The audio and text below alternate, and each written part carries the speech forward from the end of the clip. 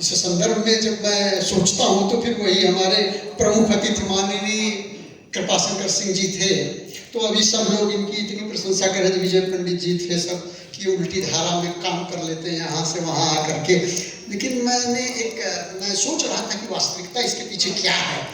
तो मुझे ख्याल में हमारी जो रामचरितमानस में वैज्ञानिक दृष्टि जो पुस्तक का विमोचन हुआ, तो संयोगात माननीय कृपाशंकर जी उपलब्ध नहीं थे और मंच जो है संभाला श्रीमती मालती कृपाशंकर सिंह जी ने।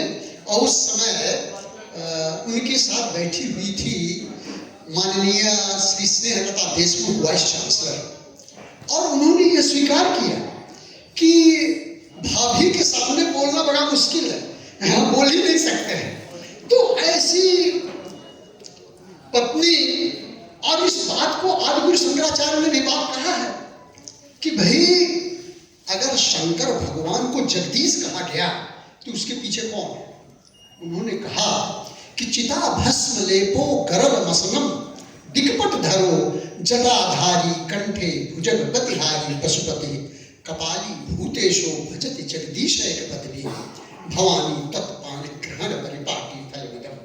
शंकराचार्य बोलते हैं कि भाई इस नंग धरंग जटाजूट धारी और भुजंगधारी व्यक्ति को जगदीश की पदवी दे दी गई। मुझे तो इस पर कोई बोझ दिखता नहीं है।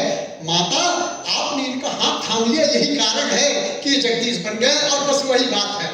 तो ये देखा कि उनके व्यक्तित्व की शैली, आप तो कृपाशंकर सिंह को सुने हैं, कभी आपने मालती कृपाशंकर सिंह जी को नहीं सुना। सुनेंगे तो आपको लगेगा कि ये शायद उन्हीं से सीखे हुए होंगे।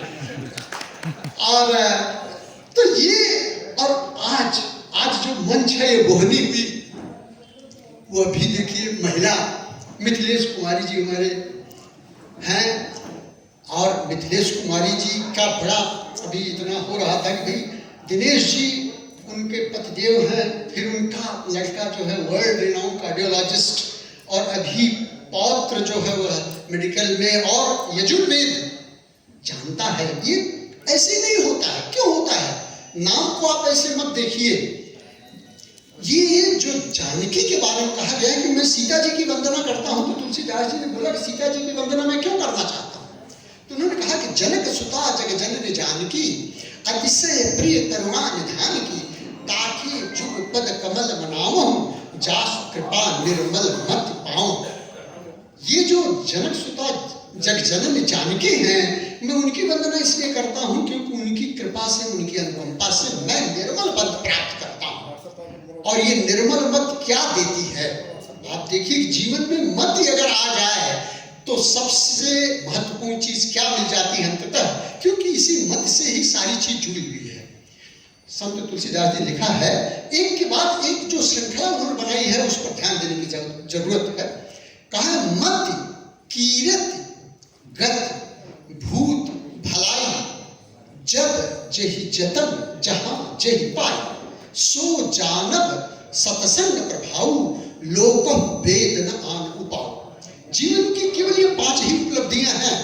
एक है मत, दूसरी है कीर्ति, तीसरी है सदगत, चौथी है भूत संपन्नता संप्रभुता और जो कुछ भी वैभव, और अंत में भलाई, उसी से भलाई हो जाती है। जीवन में अगर भलाई किसी को प्राप्त करना है तो पहले मत को ले आना पड़ेगा, और उसी से जुड़ी हुई है। आपके पास अगर मत है तो कीर्ति है, कीर्ति है तो आपकी सदगति है, सदगति है तो आपके पास संपन्नता संप्रभुता है, और उसी से आपकी भलाई होगी। तो जीवन में ये चीजें जब आती हैं तभी जब मत होती है। तो जब मिथिलेश कुमारी जी ऐसी हैं तभी तो दिनेश जी हैं, और तभी तो बेटे हैं, परिवार है।